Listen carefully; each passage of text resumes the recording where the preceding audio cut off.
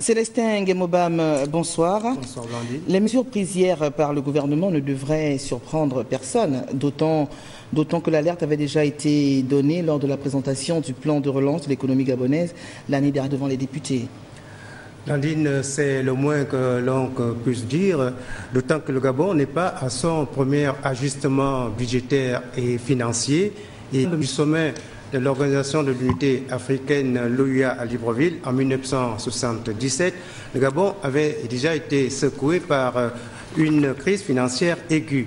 Il était quasiment en cessation de paiement en 1978 et pour rétablir les équilibres budgétaires, il avait fallu opter pour un programme avec le Fonds monétaire international. C'est le cas aujourd'hui, Blandine.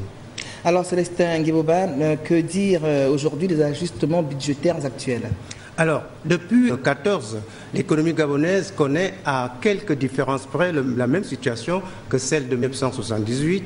Et pour dénouer la situation actuelle, le gouvernement doit continuer la mise en œuvre du plan de redressement économique avec justement le concours du FMI, le Fonds monétaire international. L'état de cause, les mesures prises par le gouvernement Issoze Ngondé répondent entre autres aux directives du FMI visant à maîtriser la masse salariale évaluée aujourd'hui à plus de 710 milliards de francs CFA et le recrutement contrôlé des agents de la fonction publique.